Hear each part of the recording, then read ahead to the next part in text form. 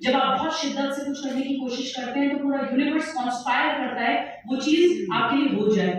यही किताब आई थी ना, एक द माइंड करके किताब आई थी कि माइंड की, थॉट की पावर, आप जो सोचे और इतनी शिद्दत से सोचे कि आपको करना है वो होता ही होता है, क्योंकि आपके अंदर वो तत्व है, आपने कम्युनिकेट किया, प्रकृति में वो मैसेज गया, फिर पूरी प्रकृति का काम होता है उस चीज को हल करना, फिर आपकी जिम्मेदारी नहीं रह जाती है।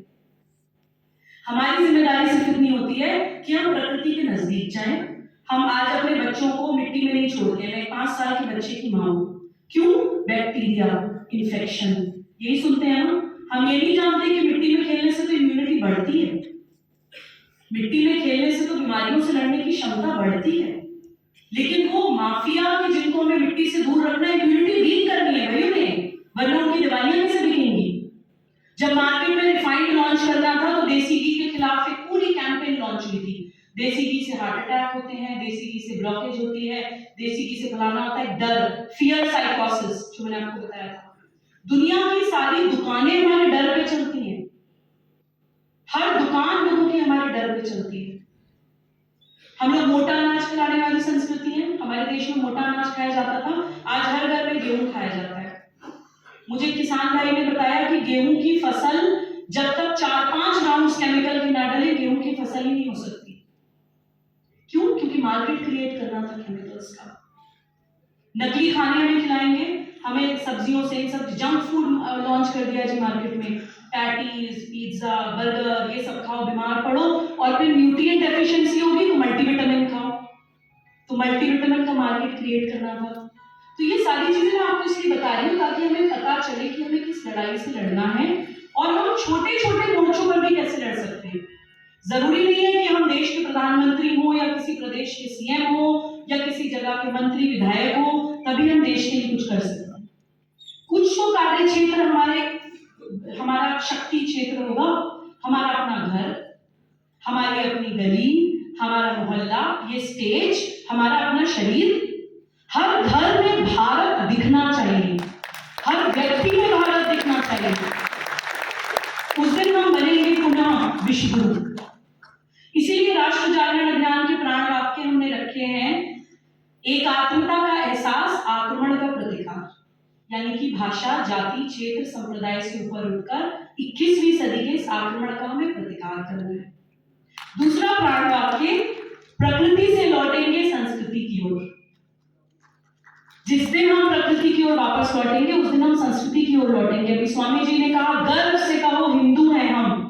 कुछ बच्चे जो शायद हिंदू का मतलब नहीं जानते वो ऑफेंड हो जाएंगे, उनको लगेगा कि ये शायद हमारे रिलीजन के खिलाफ कोई बात है।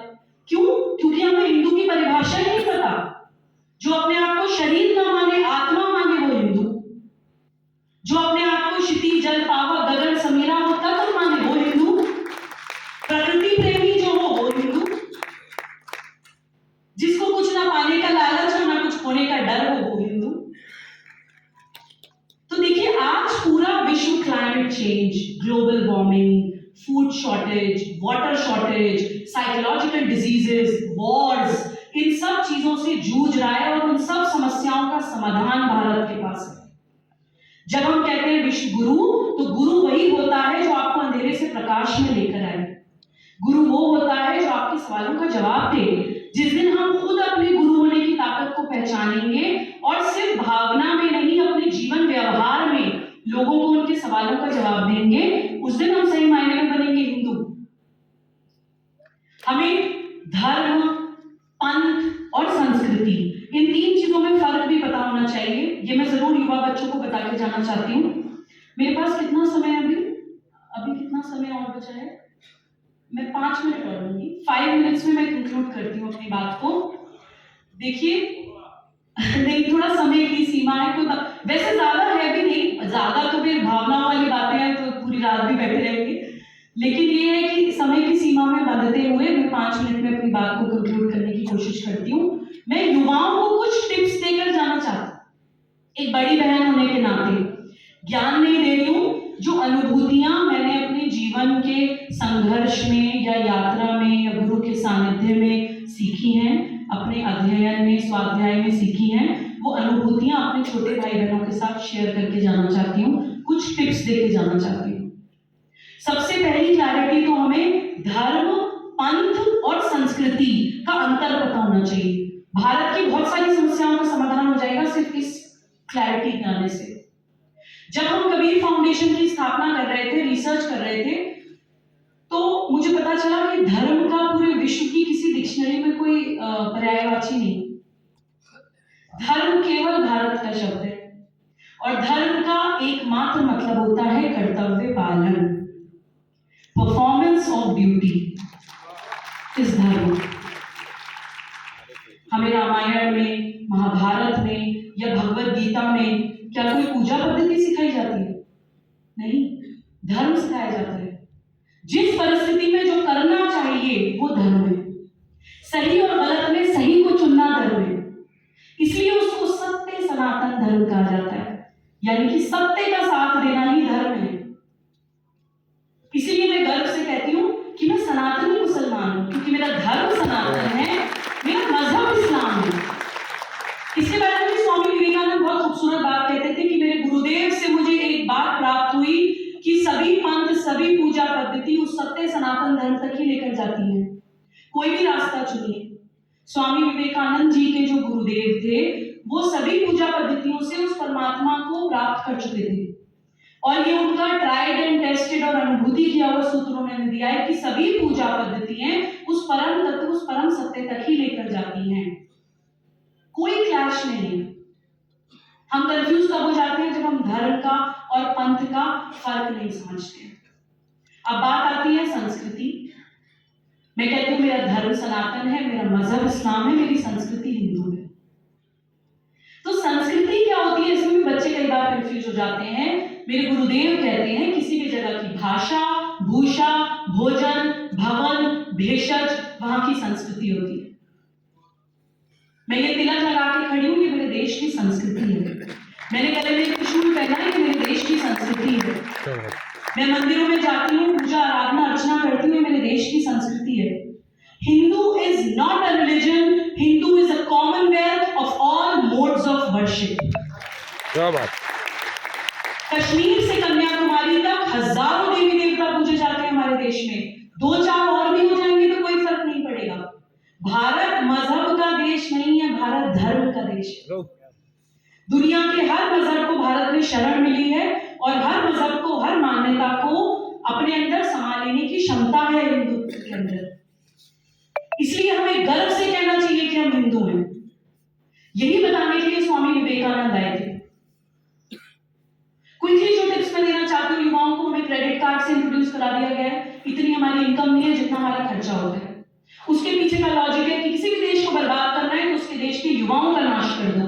भारत की 60% पॉपुलेशन यूथ है, 30 साल या 35 साल के लोग। 60% population of our country is youth. उसको या तो क्रेडिट कार्ड में घुसा दिया है, पहली तारीख से 30 तारीख तक वो इतना खर्चा कर देता है कि 31 तारीख तक उसके सर पे टेंशन होती है कि बिल कैसे पे करूं।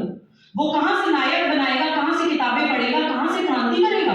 क्यों क्रांतिकारी देश में आज पैदा नहीं हो रहे हैं? तो क्रेडिट कार्ड कल्चर से प्लीज दूर रहिए। हमारे देश में कहावतें कही जाती है ना, जितनी चादर उतनी पैर फैलाओ। और ये बात मैं सिर्फ कह नहीं हूं, आज तो मैं पहनकर नहीं आई हूं। मैं आज भी 300 रुपए की चप्पल पहन लेती हूँ। 300 bucks, 300 रुपए की चप्पल। भारत को ब्रांड्स का गुलाम होने की जरूरत नहीं है। जब हम अपने मूल तत्व से दूर रहते हैं, हमारे अंदर कुछ ग्रेविटी नहीं होती, हमारे अंदर कुछ वजन नहीं होता, तो हम फिर कॉन्फिडेंस गेन करने के लिए सोचते हैं लिवाइस की जीन्स पहन लें, लुई वुइटन का बैग ले लें, कॉस्मेटिक्स इस्तेमाल कर लें, अच्छा परफ्यूम इस्तेमाल कर लें, तो लोग हमें पहचानेंगे, लोग हमारी तरफ देखेंगे। 99% यूथ केवल और केवल बाजारवाद के चक्कर में इसलिए फंसता है कि उसे लोगों को इंप्रेस करना होता है। हमारे देश में तो एक भगवा पहन के स्वामी विवेकानंद अंतरराष्ट्रीय स्तर पर लोगों को इंप्रेस करके आ जाते हैं। अपने चरित्र को अपना ब्रांड बनाइए। आप जहां जाके खड़े हो जाएं, आपकी वाणी में वो ओज, वो तेज होना चाहिए, आपकी पर्सनैलिटी, आपका ऑरा ऐसा होना चाहिए कि आप जो पहन रहे वो ब्रांड लगना चाहिए।